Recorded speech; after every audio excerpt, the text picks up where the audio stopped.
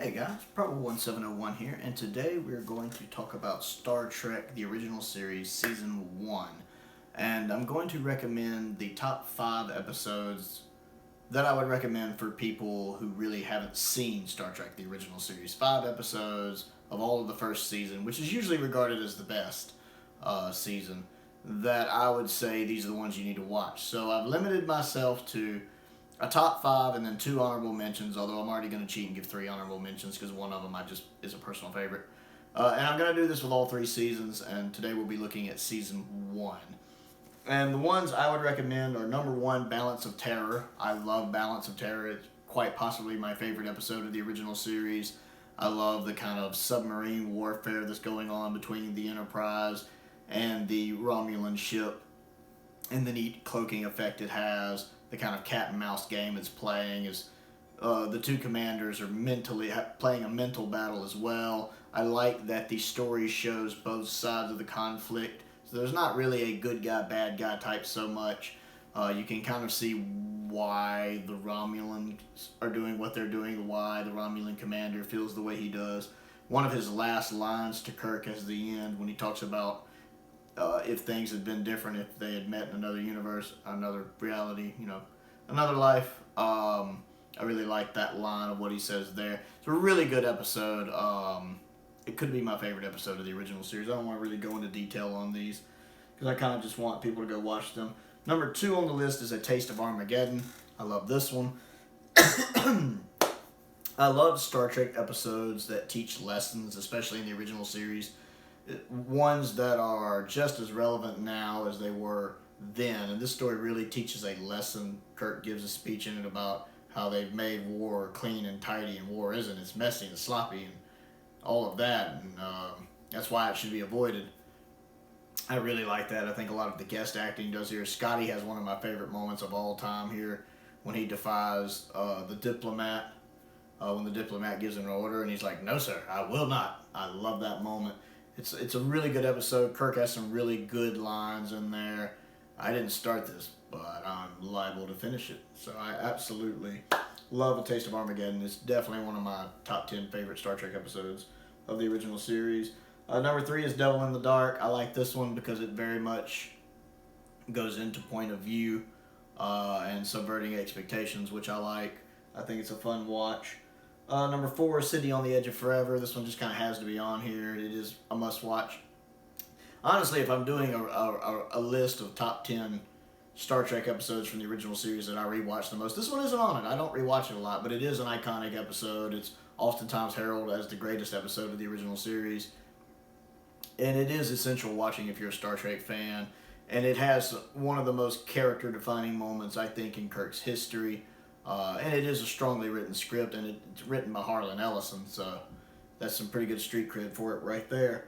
And number 5, I went with The Squire of Gothos. I really like this one a lot. I like Trey Lean.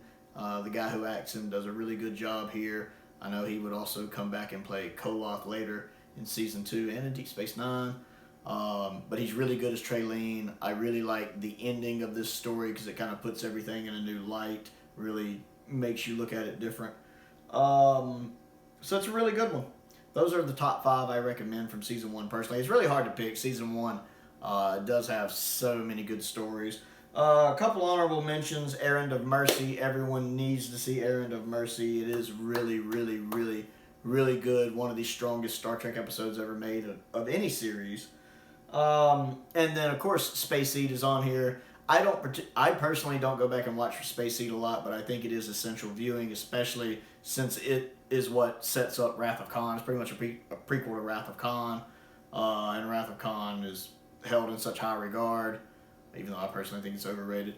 So Space Seed is kind of essential viewing because of that. And I also do personally want to mention Conscience of the King, because I just really love that one. It's not necessarily essential viewing, but Conscience of the King is one of my favorites to watch. It's a really strong story, and I highly recommend people watch it. So that is Star Trek Season 1. If you are not a Star Trek fan and you are thinking about maybe getting into the original series, those are the episodes from Season 1 that I would recommend you watching. The video came to me because one of my subscribers down in the comments recently was we were talking about Star Trek, and he said he tried to watch like the first episode of the original series, and I think the kind of dated effects put him off, and I explained to him, because he's a Doctor Who fan, he watches classic and modern Who. I said, well, the original Star Trek is a lot like classic Doctor Who. If you can look past the visuals and the outdated effects, there's really good writing in there. Much like how a lot of classic Who had really strong writing, a lot of the original Star Trek had really strong writing. Not all of it. I mean, there's Spock's brain and stuff, for example. But a lot of it has really strong writing, and it really does teach lessons that are still relevant, and in some cases even more relevant today. So, yeah. Other things to do: click the like button, click the subscribe button, click the bell for notifications so you never miss a new video. I will be putting this up as a bonus video. I don't want to interrupt my Doctor Who flow and disappoint anybody, so this will just be a second video I put up with a Doctor Who video, whatever day it goes up. I've also started a Patreon page, and I have been a little more active on it lately. I have uploaded a few videos. I have uploaded my first video detailing some of the behind-the-scenes look at my process and kind of how I conceive videos and stuff. I've also uploaded an outtake, a little blooper video where the video just didn't go quite right. It's about a minute long. And then I've also uploaded my first poll, which will be talking about which Doctor Who story I rewatch and review next. And all of the options are Doctor Who stories that are either not held in high regard or that I don't like personally. So whichever one wins, I'm going to have to suffer through one that's not super popular. And if you would like to get in on that, you can join just at the entry level. That's $2 a month. Right now, I am temporarily allowing all of my tiers access to polls and behind-the-scenes videos. Normally, that starts at my $10 per month tier level, because I have a $2, $5, $10, $15, and $20. A lot of that usually starts at the $10. But right now, I am temporarily doing all that at the $2 level. So if you would like to contribute to my Patreon, you can find a link to that down in the description below. And check it out, give it a look, see if there's anything there you're interested in. You can join, again, just for a minimum of $2 a month.